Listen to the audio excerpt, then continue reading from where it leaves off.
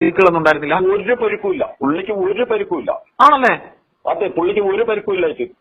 പുള്ളി നല്ലോണം എന്നോട് ചോദിച്ചു എന്റെ മകൾക്ക് എന്ത് പറ്റിയെന്ന് ചോദിച്ചു. അപ്പോഴാണ് ഞാൻ അറിയുന്നതും അവിടെ നിന്ന് കൂട്ടുകാർ. അപ്പൊ പോലീസുകാർ കുട്ടിയെ കൊണ്ടുപോകുന്ന ഞാൻ പറഞ്ഞിട്ടുള്ള അങ്ങനെ തന്നെയാണ്. പുള്ളിയെ പ്ലാനായിട്ട് കൊല്ലാൻ നോക്കിയതാണ്. അല്ലെങ്കിൽ ഒരു പുള്ളിയെ എടുത്തു കഴിഞ്ഞാൽ ഉടനെ ഹോസ്പിറ്റലിൽ എത്തിക്കുകയല്ല അവർ ചെയ്ത് പുള്ളിയെ എടുത്ത് നിലത്ത് കിടത്തിയിരിക്കുകയാണ്, റോഡിന് സൈഡിൽ ചരിഞ്ഞ കിടക്കുന്നത്.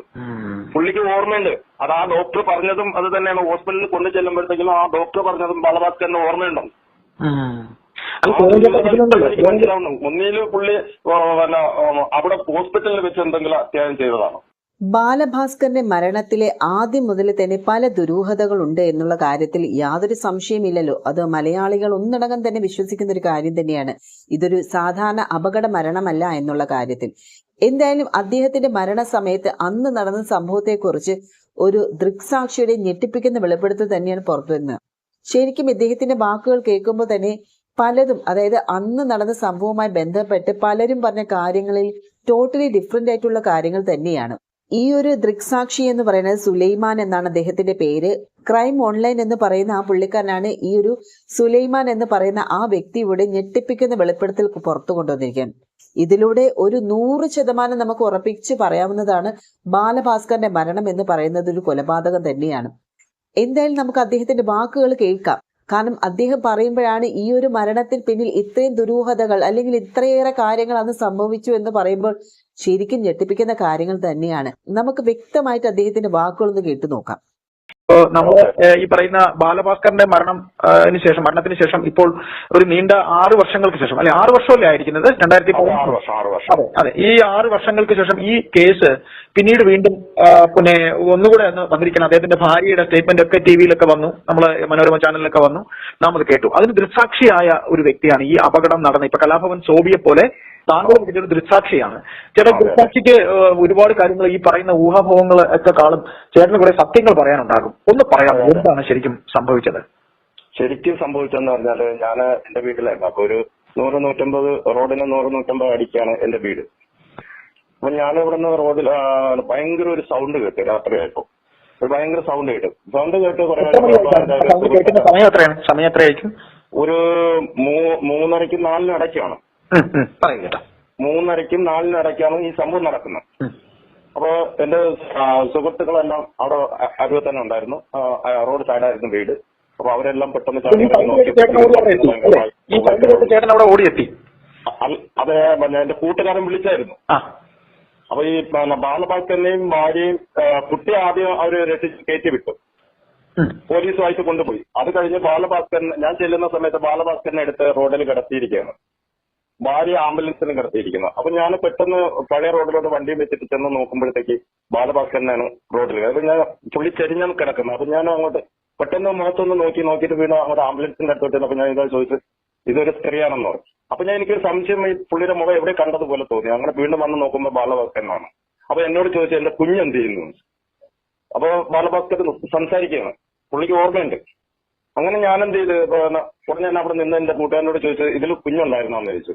അത് കുഞ്ഞിനെ പോലീസുകാർ കൊണ്ടുപോയെന്ന് പറഞ്ഞു. അപ്പൊ ഇന്ന് വണ്ടി ഒരാളൂടെ ഉണ്ട്, അത് ഡ്രൈവറാണോ എന്ന് പറഞ്ഞു. അപ്പൊ ഞാൻ പറഞ്ഞു, ഇത് ബാലഭാസ്കറാണ്, ഇത് നമ്മൾ ഏഷ്യാനെറ്റിലൊക്കെ പരിപാടി ചെയ്ത ആളാണ്, ഇത് നമ്മൾ കണ്ടിട്ടുണ്ടല്ലോ എന്ന് ഞാൻ ഇങ്ങനെ പറഞ്ഞിട്ട് വീണ്ടും ഞങ്ങൾ പെട്ടെന്ന് ഡ്രൈവറെ എടുക്കാൻ നോക്കണം. ഡ്രൈവറെ എടുക്കാൻ നോക്കാൻ ഒരു അരമണിക്കൂറോളം ഞങ്ങൾ കഷ്ടപ്പെട്ടു. കാരണം എന്ന് വെച്ചാൽ പുകയും ബഹളവും. പുള്ളി കാലൊടിഞ്ഞ് സീറ്റിന്റെ അടിയിലോട്ട് പോയി, കയറി പുള്ളിയുടെ നെഞ്ചില്. പുള്ളി ഒരു വെർമോടെ ഒരു ടീഷർട്ട് വന്നു. അരമണിക്കൂറോളം ഞങ്ങൾ കഷ്ടപ്പെട്ട് എടുത്ത് പുള്ളിയെ കയറ്റി വിടുകയും ചെയ്തു. അത് കഴിഞ്ഞിട്ടാണ് ബാക്ക് വണ്ടിയിൽ ബാലഭാസ്കറിന്റെ വണ്ടിയിൽ വന്ന് നോക്കുമ്പോൾ ബാക്ക് ഗ്ലാസ് പൊട്ടിയിട്ടുണ്ട്. നല്ല അടിച്ചു പൊട്ടിച്ചതുപോലെ ഉണ്ട്.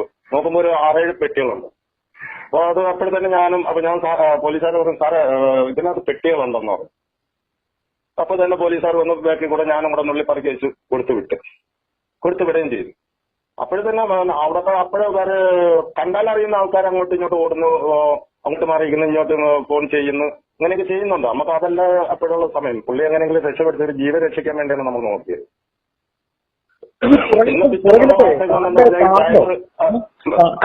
ഇടയ്ക്കൊന്ന് ചോദിച്ചോട്ടെ, കാറിന്റെ പുറകിലത്തെ ജനൽ അടിച്ചു പൊട്ടിച്ചതുപോലെയാണ് കാണപ്പെട്ടത് അല്ലേ? അപ്പൊ അതില് 6 പെട്ടികളുണ്ടായിരുന്നു. ഫ്രണ്ട് ഇടിച്ച് തകരുകയാണ് ചെയ്തത്. ഫ്രണ്ടെന്ന് പറഞ്ഞാൽ ഇടിച്ച് കീറിയ. പക്ഷെ അത് നമുക്ക് സത്യം പറഞ്ഞാൽ അപ്പോഴും നമുക്ക് പിറ്റെന്ന് ഞാൻ പറഞ്ഞു, ഇതൊരു സ്വാഭാവികമാണ്, ഉറക്കം ഒരു ഡ്രൈവർ ഉറങ്ങിപ്പോയി ഇടിച്ചതൊന്നും അല്ല, ഇത് വേറെന്തോ ഉദ്ദേശമാണെന്ന് ഞാൻ ഇങ്ങനെ പറയുകയും ചെയ്തു. എല്ലാവരും അപ്പൊ ഞങ്ങൾ എല്ലാവരും ഇങ്ങനെ തന്നെ ചർച്ചകൾ ചെയ്തു. ഇത് ഇങ്ങനെ ഡ്രൈവർ ഉറങ്ങണമെങ്കിൽ അങ്ങ് പുറത്തോട്ട് വരണം, പുള്ളി എവിടെയെങ്കിലും വണ്ടി മറിയുള്ളൂ. അവിടെ രണ്ട് സൈഡ് നല്ല കുഴിയാണ്, പിന്നെ അതിന്റെ തൊട്ടിപ്പുറത്ത് വളവുണ്ട്. പിന്നെ അതുപോലെ തന്നെ ഈ മരത്തിലിടിച്ച സമയത്ത് ആ മരത്തിന്റെ തൊട്ടിപ്പുറത്ത് ഒരു ചെറിയ ചായക്കടയിൽ എന്റെ ഒരു കൂട്ടുകാരൻ സുഹൃത്തേന, പുള്ളി അവിടെ കിടത്തേനെ ഈ കട ഇടിച്ച് പറിച്ചോണ്ട് കയറണം, അതും കയറിയിട്ടില്ല. അപ്പുറം ഇപ്പുറം രണ്ട് വീടുണ്ടായിരുന്നു, അതൊന്നും ഇടിച്ചിട്ടില്ല. കറക്റ്റ് ഈ മരത്തിൽ തന്നെ ഇടിച്ചിട്ടുണ്ട്. പിന്നെയാണ് ഇതിന്റെ ഓരോ നൂലാമാലകൾ ഇങ്ങനെ വന്നുകൊണ്ട് അപ്പൊ പിന്നെ പിറ്റേന്ന് എന്നെ മംഗലാപുരം പോലീസ് സ്റ്റേഷനിൽ എന്നെ വിളിച്ചു. ഞാൻ അവിടെ ചെന്നിട്ട് ഇതേപോലെയാണ് കാര്യം പറഞ്ഞത്. ബാലഭാസ്കരനെ എടുത്ത് കിടത്തിയിട്ടുണ്ട്. ഞാൻ ചെല്ലുമ്പോൾ ഭാര്യ വണ്ടി ആംബുലൻസിൽ കിടത്തിയിട്ടുണ്ട്. പിന്നെ ഈ ഡ്രൈവറെയാണ് നമ്മൾ എടുക്കുന്ന അത്രയും ബുദ്ധിമുട്ട്, അരമണിക്കൂറോളം ബുദ്ധിമുട്ടി എന്നെല്ലാം നമ്മൾ പറഞ്ഞു. ഞാൻ എല്ലാ റിപ്പോർട്ടും അത് തന്നെ കൊടുത്തു. അതുപോലെ തന്നെ മംഗലാപുരം ആറ്റിങ്ങൽ SP വന്നു എന്നെ വന്നു ചോദിച്ചു. പിന്നെ CBI വന്നു. അവരെല്ലാവർക്കും ഇതേ റിപ്പോർട്ട് തന്നെയാണ് ഞാൻ കൊടുത്തിട്ടുള്ളത്. അല്ലാതെ ഈ പറയുമ്പോൾ വേറെയുള്ള ഈ ബസ് ഡ്രൈവറൊക്കെ പറയുന്നത് അതൊക്കെ വെറുതെയാണ്. അതിനുശേഷം തന്നെ ഇപ്പൊ വന്നപ്പോഴാണ് ഞാൻ വീണ്ടും യൂട്യൂബിൽ ഇങ്ങനെ എന്റെ ഒരു കൂട്ടുകാരൻ പറഞ്ഞു, സുലൈമാൻ നിന്റെ ഇതൊക്കെ ഇങ്ങനെ നടക്കുന്നത്, ഇത് ചർച്ചകളൊക്കെ വേറെയാണ് എന്നിങ്ങനെ പറഞ്ഞു. അപ്പൊ ഞാൻ അങ്ങനെ യൂട്യൂബ് സെർച്ച് ചെയ്തപ്പോഴാണ് ഇത് കണ്ടത്. അങ്ങനെയാണ് ഞാൻ അങ്ങോട്ട് വിളിക്കാനും കാരണം ഇത് സത്യസന്ധമല്ല, ഇത് പ്ലാൻഡ് ആയിട്ടുള്ള കൊലപാതകമാണ്. പ്ലാൻഡ് ആയിട്ട് കൊലപാതകം നടത്തിയത്. ഒരു ചെറിയ കാര്യം ഞാൻ ചോദിച്ചോട്ടെ, സുലൈമാൻ ചേട്ടൻ ഈ കാണാൻ ചെല്ലുമ്പോൾ ഈ ബാലഭാസ്കറിന്റെ നിലത്ത് റോഡിൽ കിടത്തിയിരിക്കുകയാണ് അല്ലെ? റോഡിന്റെ സൈഡിൽ കിടത്തിയിരിക്കണം, ചെറിയ കിടക്കാണ്. വലിയ അപകടങ്ങളൊന്നും ഇല്ലായിരുന്നു, അദ്ദേഹത്തിന്റെ ദേഹത്ത് വലിയ പരിക്കുകളൊന്നും ഉണ്ടായിരുന്നില്ല? ഒരു പരിക്കുമില്ല, പുള്ളിക്ക് ഒരു പരിക്കുമില്ല. ആണല്ലേ? അതെ, പുള്ളിക്ക് ഒരു പരിക്കുമില്ലായിട്ട്. പുള്ളി നല്ലോണം എന്നോട് ചോദിച്ചു എന്റെ മകൾക്ക് എന്ത് പറ്റിയെന്ന് ചോദിച്ചു. അപ്പോഴാണ് ഞാൻ അറിയുന്നതും അവിടെ നിന്ന് അപ്പൊ പോലീസുകാർ കുട്ടിയെ കൊണ്ടുപോയെന്നും പറഞ്ഞു. ബാലഭാസ്കറിന്റെ ഭാര്യ എടുത്ത് ആംബുലൻസിൽ കിടത്തിയിരിക്കുകയാണ്. അത് കഴിഞ്ഞാണ് ഡ്രൈവറെ ഞങ്ങൾ രക്ഷപ്പെടുത്തുന്നതും. ഡ്രൈവറെ അരമണിക്കൂറോളം ഞങ്ങൾ കമ്പിപ്പാരൊക്കെ കൊണ്ടുവന്ന് സീറ്റൊക്കെ പൊക്കിയാണ് ഞങ്ങൾ എടുത്തത്. ബാലഭാസ്കർ അപ്പോഴും സംസാരിക്കുന്നു. ചേട്ടാ, അപ്പോൾ ചേട്ടൻ ഈ ചെന്ന് കാണുന്ന സമയം എന്ന് പറയുന്നതിന് മുമ്പ് ചില കാര്യങ്ങൾ അവിടെ നടന്നു. അത് ഈ കലാഭവൻ സോബി നമ്മളോട് സംസാരിച്ചപ്പോൾ പറഞ്ഞു. കാര്യം അവിടെ ഈ വണ്ടിയുടെ പുറകിൽ അടിച്ച് പൊട്ടിച്ച് പറഞ്ഞ രംഗമൊക്കെ ഇല്ലേ, അത് വേറെ ഒരു സംഘം പുറകിൽ വന്ന് ഈ വണ്ടിയുടെ പുറകിൽ അടിച്ച് പൊട്ടിക്കുകയായിരുന്നെന്നും ആ അടിച്ച് പൊട്ടിച്ച സംഭവത്തിന് ശേഷം നമ്മളെല്ലാവരും ചിന്തിച്ചതുപോലെ ഈ വണ്ടി മനഃപൂർവ്വം കൊണ്ട് മരത്തിൽ ഇരിക്കുകയായിരുന്നു എന്നാണ് പറയുന്നത്. എന്നിട്ട് അതിനകത്തിരുന്ന ഒരു വളരെ പ്രധാനപ്പെട്ട ഒരു ബാഗ് അപ്പോഴത്തേക്കും വേറെ ആരോ വന്ന് മാറിക്കൊണ്ട് പോവുകയും ചെയ്തു എന്നാ പറയുന്നത്. അങ്ങനെ ആയിരിക്കണം, കാരണം ബാക്ക് ഡോർ അടിച്ചു പൊട്ടിച്ചത് അതിലാണ് ഉണ്ടായിരുന്നു. ബാക്ക് ഡോറിലാണ് ബാലഭാസ്കർ കിടന്നത്, പിറകിലാണ്. അതിനടുത്തിരുന്ന ഏതോ ഇപ്പം ഈ കാർ ഇന്നോവ കാറായിരുന്നല്ലോ. ഇന്നോവ കാറിന്റെ പിറകിൽ ഏതോ പെട്ടിയിൽ പറയുന്ന പോലെ സ്വർണം കള്ളക്കടത്തുമായി ബന്ധപ്പെട്ട് ഉണ്ടായിരുന്നു എന്നാണ് സോബി അന്നും പറയുന്നത്, ഇന്നും പറയുന്നത്. അപ്പോ ചേട്ടൻ അന്ന് കാണുമ്പോൾ ബാലഭാസ്കറിന്റെ ഭാര്യയെ ആൾറെഡി ആശുപത്രി കൊണ്ടുപോകാനായി ആംബുലൻസിൽ കിടത്തിയിരിക്കുന്നു. ആംബുലൻസിൽ അല്ലാതെ നിലത്ത് റോഡിൽ ബാലഭാസ്കറെ കിടത്തിയിരിക്കുന്നു അല്ലെ? അദ്ദേഹത്തിന് യാതൊരു പരിചരണവും കൊടുക്കുന്നില്ല. ഇല്ല. അപ്പൊ മനഃപൂർവ്വം അദ്ദേഹത്തിനെ ഒഴിവാക്കി അദ്ദേഹത്തിന്റെ ആയുസ് അറ്റു പോകാനായി ഒരു ശ്രമം നടത്തി എന്ന് തന്നെ വേണമെങ്കിൽ നമുക്ക് കരുതാം അല്ലെ? തീർച്ചയായിട്ടും 100% തീർച്ചയായിട്ടും അത് തന്നെയാണ്. ഞാൻ പണ്ട് ഞാൻ പറഞ്ഞിട്ടുള്ള അങ്ങനെ തന്നെയാണ്. പുള്ളിയെ പ്ലാനായിട്ട് കൊല്ലാൻ നോക്കിയതാണ്. അല്ലെങ്കിൽ ഒരു പുള്ളിയെ എടുത്തു കഴിഞ്ഞാൽ ഉടനെ ഹോസ്പിറ്റലിൽ എത്തിക്കുക അല്ല അവർ ചെയ്തത്. പുള്ളിയെ എടുത്ത് നിലത്ത് കിടത്തിയിരിക്കുകയാണ്, റോഡിന് സൈഡിൽ ചരിഞ്ഞ കിടക്കുന്നത്. പുള്ളിക്ക് ഓർമ്മയുണ്ട്, അത് ആ ഡോക്ടർ പറഞ്ഞതും അത് തന്നെയാണ്. ഹോസ്പിറ്റലിൽ കൊണ്ടു ചെല്ലുമ്പോഴത്തേക്കും ആ ഡോക്ടർ പറഞ്ഞതും ബാലഭാസ്കറിന് ഓർമ്മയുണ്ടോ? ഒന്നിലും പുള്ളി അവിടെ ഹോസ്പിറ്റലിൽ വെച്ച് എന്തെങ്കിലും അത്യാവശ്യം ചെയ്തതാണ്. ചേട്ടാ, ബാലഭാസ്കറിനെ മെഡിക്കൽ കോളേജിൽ കൊണ്ടുപോയിട്ട് ന്യൂറോയ്ക്ക് പ്രശ്നമുണ്ട് എന്ന് കരുതി എന്ന് മനഃപൂർവ്വം പറഞ്ഞുകൊണ്ടാണ് അവിടുന്ന് അമൃത ഇവിടെ കൊണ്ടുപോകുന്നത്, നമ്മുടെ അനന്തപുരി കൊണ്ടുപോകുന്നത്. മെഡിക്കൽ കോളേജിലായിരുന്നു എന്നുണ്ടെങ്കിൽ അദ്ദേഹം രക്ഷപ്പെട്ടേനെ. അദ്ദേഹത്തിന് ന്യൂറോ തീർച്ചയായിട്ടും 100% പുള്ളി രക്ഷപ്പെടാമായിരുന്നു. പുള്ളി അത് പ്ലാനായിട്ട് അവിടെ നിന്ന് മാറ്റിയതാണ്. തീർച്ചയായും. അപ്പോ താങ്കൾ നമ്മൾ നേരിട്ട് ഇനിയും കാണാൻ ശ്രമിച്ചു, കാണാൻ കഴിയാതെ പോയത് കൊണ്ടാണ് ഇങ്ങനെ ഒരു ഫോൺ സംഭാഷണത്തിലേക്ക് നമ്മൾ പോയത്. സുലൈമാൻ ചേട്ടനെ തുടർന്ന് ഞാൻ ബന്ധപ്പെടും, നമുക്ക് നേരിട്ട് കാണാം. നമ്മളോട് ഇങ്ങോട്ട് വിളിച്ചതാണെന്ന് സുലൈമാൻ ചേട്ടൻ തന്നെ പറഞ്ഞു. അപ്പൊ ഈ വസ്തുതകൾ വെച്ച് കൂട്ടി വായിച്ച് നോക്കുമ്പോൾ ബാലഭാസ്കറെ ഒരു ട്രാപ്പിൽപ്പെടുത്തി കൊന്നത് ആണ് എന്ന് തന്നെ നമുക്ക് കരുതാം അല്ലേ ചേട്ടാ? അതെ. ഞാനിപ്പോ ഒരു കാര്യം കൂടെ പറഞ്ഞോട്ടെ. നമ്മുടെ ബാലഭാസ്കറിന്റെ വൈഫിന് ശരിക്കും ഇതിനെ കുറിച്ച് അറിയുമെന്ന് ഇപ്പൊ ഈ ഇന്റർവ്യൂവിൽ കാണുമ്പോൾ അവർ 1-2 വാക്ക് ആദ്യം തെറ്റി പറഞ്ഞു, പിന്നീട് അവർ യഥാർത്ഥത്തിലേക്ക് വരുന്നു. പിന്നെ അതുപോലെ തന്നെ ബാലഭാസ്കറിന്റെ ഫോൺ കൊടുത്തേച്ചെന്ന് പറഞ്ഞ അതൊക്കെ ഒരു ദുരൂഹതയുണ്ട്, ഇല്ലാന്നല്ല. ആ സ്ത്രീയെ ശരിക്കും ചോദ്യം ചെയ്താൽ അത് കൃത്യമായിട്ട് അറിയാം. അല്ലെങ്കിൽ അവർ ആരോ ഭീഷണിപ്പെടുത്തുന്നുണ്ട്, അവർ ഭയപ്പെടുന്നുണ്ട്, ആരെയൊക്കെയോ അവര് ഭയപ്പെടുന്നുണ്ട്. അവര് TV വാർത്തകളിൽ തന്നെ അവരെ സംസാരം ഞാൻ കേട്ടിട്ട് തന്നെ എനിക്ക് തന്നെ കുറ്റം തോന്നുന്നു അവരോട്. കാരണം ഭർത്താവ് മരിച്ചു, കുഞ്ഞു മരിച്ചു, ആറ്റുനോട്ടുണ്ടായ ഒരു കുഞ്ഞു പോലും പോയി, പിന്നെ അവരെന്തിനു ജീവിക്കുന്നെന്നാണ് ഞാൻ ചിന്തിച്ചു. അല്ല ശരി. ശരിക്കും ചേട്ടനെ പോലെ ഒരു സാധാരണക്കാരായ ആൾക്കാർക്ക്, നമ്മളെല്ലാ സാധാരണക്കാരായ ജനങ്ങൾക്ക്, നമ്മുടെ സമൂഹം നമ്മൾ ചിന്തിക്കുന്നത്, നമ്മളിപ്പോ നോക്കുന്നത് അങ്ങനെ തന്നെയാണ്. ഇവരാരൊക്കെയോ ഭയക്കുന്നുണ്ട്. ഇദ്ദേഹത്തിന്റെ കൂട്ടുകാരായിട്ട് കൂടെ നടന്നവർ തന്നെയാണ് അദ്ദേഹത്തെ ചതിച്ചത് എന്ന് താങ്കൾ എന്നോട് സംസാരിച്ച് തുടങ്ങിയപ്പോൾ തന്നെ എനിക്ക് അദ്ദേഹത്തെ, ഈ ബാലഭാസ്കറിനെ ചേട്ടൻ പറയുന്ന പോലെ തന്നെ നാമും ഒക്കെ അടുത്ത് നിന്ന് കണ്ടിട്ടുള്ള ഒരു ചെറുപ്പക്കാരനാണ്. അപ്പൊ അദ്ദേഹത്തിന്റെ ജീവൻ പോകാനായി ഇങ്ങനെ റോഡരികിൽ മനഃപൂർവ്വം കിടത്തി എന്നൊക്കെ പറയുമ്പോൾ അത് കൂട്ടി വായിക്കുമ്പോൾ വല്ലാത്ത ഒരു ഭയം തോന്നുന്നു. തന്നെ എന്നിട്ട് വാർത്തകൾ വന്ന എന്താണ്, ബാലഭാസ്കരനാണ് വണ്ടി ഓടിച്ചത്, ഡ്രൈവർ പറയുന്നത് ബാലഭാസ്കരനാണ് വണ്ടി ഓടിച്ചത്, അങ്ങനെ ചെയ്തു, ഇങ്ങനെ ഇവൻ ഒഴിവാക്കി പറഞ്ഞു എന്നൊരു കാര്യമെങ്കിലും അവർ പറഞ്ഞു. അതിലെങ്കിലും നമുക്ക് അവരോട് നന്ദി പറയാം. കാര്യം ഇവൻ വണ്ടി ചേട്ടൻ പറഞ്ഞ കണക്ക് നിങ്ങളൊക്കെ അവനെ വണ്ടിക്കകത്ത് നിന്ന് എടുത്തിട്ട് അവിടെ മെഡിക്കൽ കോളേജിൽ ചെന്നിട്ട് അവൻ പറഞ്ഞു അവനല്ല ഓടിച്ചതെന്ന് പോലീസിന് മൊഴി കൊടുത്തത് എങ്ങനെ ബാലഭാസ്കർ ഓടിച്ചത്. ഞങ്ങളെ കൈക്ക് വിട്ടതാ, എന്റെ കൈക്ക് വിട്ട, പോലീസൊന്നും വേണ്ട, ഞാൻ എന്റെ കൈക്ക് വിട്ടെന്ന് അവനെ ഞങ്ങൾ അത്ര കഷ്ടപ്പെട്ടാണ് എടുത്തതാണ്. തീർച്ചയായിട്ടും നിങ്ങളെപ്പോലെ സാധാരണക്കാർ നിരവധി, ചേട്ടൻ ഉൾപ്പെടെ എത്ര പേരുണ്ടായിരുന്നു ചേട്ടാ അന്ന് രക്ഷാപ്രവർത്തനത്തിന്? അന്ന് ഞങ്ങൾ ഈ കാറിൽ നിന്ന് എടുക്കാൻ തന്നെ 4 പേരാണ് ശ്രമിക്കുന്നത്. അല്ല, ഒരു 4 മണിക്ക് നടന്ന സംഭവം ഇരുട്ട് കഴിഞ്ഞ് നേരം വെളുത്തു കഴിഞ്ഞു. ഇത് എല്ലാവരെയൊക്കെ മാറ്റി കഴിഞ്ഞപ്പം ഏകദേശം വെളുക്കാറായി 6 മണിക്ക്. അപ്പൊ തന്നെ ഈ ഇരുട്ടത്താണ് ഒരു 5-5:30 അപ്പൊ ഈ ഇരുട്ടത്താണ് ഇതൊക്കെ ചെയ്യുന്നത് അല്ലേ? ഇരുട്ടത്താണ് ഇത് അത്രയും ചെയ്യുന്നത്. അപ്പൊ ബാലഭാസ്കരനെ ഞാൻ എന്നിട്ട് അവിടെ നിന്നുകൊണ്ട് പറയാണ്, ഇത് ബാലഭാസ്കരനാണ്, ടിവിയിൽ പ്രോഗ്രാം ചെയ്യാൻ വരുന്ന വ്യക്തിയാണല്ലോ ഇങ്ങനെ കിടക്കുന്നത്. അത് നിലത്താണ് കിടത്തിയിരിക്കുന്നത്, റോഡ് സൈഡിലാണ് കിടത്തിയത്, ആംബുലൻസിലും അല്ല. ആ ചെമ്മൺ റോഡില് ഭാര്യ അകത്ത് കിടന്നത്, ആംബുലൻസ് കിടത്തിയിട്ടുണ്ട്, പുള്ളി നിലത്താണ് കിടത്തിയിരുന്നത്. ചിലര് ഇവിടെ മിക്കുള്ളവരും ഭയപ്പെടുന്നുണ്ട്.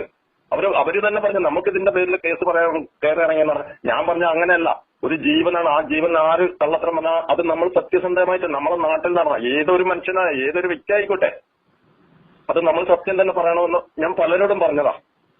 പിന്നെ അതിനുശേഷമൊക്കെ ഇവിടെ ആരൊക്കെ വന്നു ഇതിന്, അപ്പോഴൊന്നും ഞാനില്ലായിരുന്നു. ഇവരെയൊക്കെ ഇന്ന് കൈവിലക്ക് എടുത്തു എന്നുള്ള ഒരു സംശയമുണ്ട്. ഏതായാലും സുലൈമാൻ ചേട്ടാ, താങ്കൾ ഒരു വലിയ സത്യമാണ് പറഞ്ഞത്. തുടർന്നും താങ്കളെ ബന്ധപ്പെടും, നമുക്ക് നേരിൽ കാണണം. ഇല്ലല്ല, ഞാനത് എവിടെ വേണമെങ്കിലും പറയാം. അതിലൊന്നും എനിക്ക് കാരണം ഈ കേസ് തെളിയണം, 100% തെളിയണം. ശരിക്കും പറഞ്ഞാൽ ഇത്രയധികം ഈ കാര്യങ്ങൾ കേട്ടപ്പോൾ ഭയങ്കര ഞെട്ടല് തന്നെയാണ്. കാരണം ബാലഭാസ്കറിന് ഒന്നും സംഭവിച്ചിട്ടില്ല എന്ന് പറയുന്നുണ്ട്. കാരണം അദ്ദേഹത്തിന് റോഡ് സൈഡിലാണ് കിടത്തിയിരുന്നതെന്നൊക്കെ പറയുന്നുണ്ട്. ആ ഒരു ടൈമിൽ പുള്ളിക്ക് ഒരു പ്രശ്നവും ഇല്ലായിരുന്നു.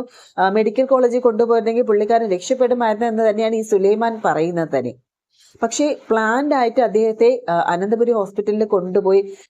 പ്രത്യേകിച്ച് ഈ ഒരു പ്രകാശൻ തമ്പിയുടെ കയ്യിലാണ് ബാലുവിന്റെ ഫോണും വാളറ്റും ഇരുന്നത്. പ്രത്യേകിച്ച് ഈ ഡിജിറ്റൽ എവിഡൻസ് എന്ന് പറയുന്നത് ബാലുവിന്റെ ഫോണാണ്. ആ ഫോണിനെ കുറിച്ചുള്ള ഒരു അന്വേഷണം എന്തുകൊണ്ട് പോലീസ് അന്വേഷിച്ചില്ല? സ്വാഭാവികമായിട്ടും ആദ്യം ഈ ഒരു അപകടം അല്ലെങ്കിൽ ഇത്രയും ഫെയിം ആയിട്ടുള്ള ഒരാളുടെ അപകടം നടക്കുമ്പോൾ ആദ്യം അന്വേഷിക്കുന്നത് അതിന്റെ ഫോൺ കോൾ റെക്കോർഡുകളല്ലേ. ആ ഫോണിനെ കുറിച്ച് പോലും ഈ ഒരു പോലീസ് അംഗം അന്വേഷിച്ചിരുന്നില്ല. അതും ഈ ഫോണിനെ കുറിച്ച് അറിയുന്നത് തന്നെ ഒരു 3-4 മാസങ്ങൾക്ക് ശേഷമാണ് ബാലുവിന്റെ ഫോണ് പ്രകാശൻ തമ്പിയുടെ കയ്യിലുള്ളത് എന്നറിയപ്പെടുന്നത്. അതും മറ്റൊരു സ്വർണ്ണക്കള്ളക്കടത്ത് കേസുമായി ബന്ധപ്പെട്ട് ഈ പ്രകാശൻ തമ്പിയെ പിടിച്ചപ്പോഴാണ് സംഭവം ഇത് പുറത്തു വരുന്നത്. അതുവരയ്ക്കും ഈ ഒരു ബാലുവിന്റെ ഫോണിനെ കുറിച്ചുള്ള ഒരു അന്വേഷണം അല്ലെങ്കിൽ ആ ഒരു എന്തുകൊണ്ട് ഈ ഒരു അന്വേഷണത്തിന്റെ ഭാഗമായില്ല എന്നൊക്കെ പറയുമ്പോൾ ഇവിടെ വലിയ രീതിയിൽ തന്നെ സംശയം ഉണ്ടാകുന്ന കാര്യങ്ങൾ തന്നെയാണ്. ഇപ്പം ഈ ഒരു സുലൈമാൻ എന്ന് പറയുന്ന ആ ദൃക്സാക്ഷിയുടെ വാക്കുകൾ കേട്ടപ്പോൾ തന്നെ ശരിക്കും പറഞ്ഞാൽ ഇതിന് പിന്നിൽ ഒരു വലിയ ഗൂഢാലോചന തന്നെയാണ്. ബാലഭാസ്കറിനെ കൊലപ്പെടുത്തുക എന്നുള്ളത് തന്നെയായിരിക്കാം മെയിൻ സ്ട്രീം. ഇനി അവർ പറഞ്ഞതുപോലെ തന്നെ ലക്ഷ്മി ആരെയോ പേടിക്കുന്നു എന്നുള്ള കാര്യത്തിൽ അതും മലയാളികൾക്ക് മനസ്സിലായ ഒരു കാര്യം തന്നെയാണ്. കാരണം ലക്ഷ്മി ലേറ്റസ്റ്റ് ആയിട്ട് കൊടുത്ത ഇന്റർവ്യൂ കാണുമ്പോൾ തന്നെ അതൊരു സ്ക്രിപ്റ്റഡ് ആയിട്ടുള്ള ഇന്റർവ്യൂ ആണെന്ന് ഏത് കണ്ണ് പൊട്ടന്മാർക്ക് മനസ്സിലാവുന്ന ഒരു സംഭവം തന്നെയായിരുന്നു അല്ലേ. അതില് തൊട്ടും തൊടാതെ എന്തൊക്കെയോ ലക്ഷ്മി കാര്യങ്ങൾ പറയുന്നുണ്ട്. പിന്നെ അതുപോലെ തന്നെ ഈ ഒരു ഡ്രൈവർ മൊഴിമാറ്റിയ കേസും അതൊക്കെ ടോട്ടലി ഡിഫറെന്റ് ആണ്. കാരണം അന്ന് ഈ ഒരു അപകടം നടന്ന സമയത്ത് ഒരു KSRTC ഡ്രൈവർ പറഞ്ഞിരുന്ന മൊഴി എന്ന് പറഞ്ഞാൽ അന്ന് ബാലഭാസ്കർ ആയിരുന്നു വണ്ടി ഓട്ടിച്ചിരുന്നത്.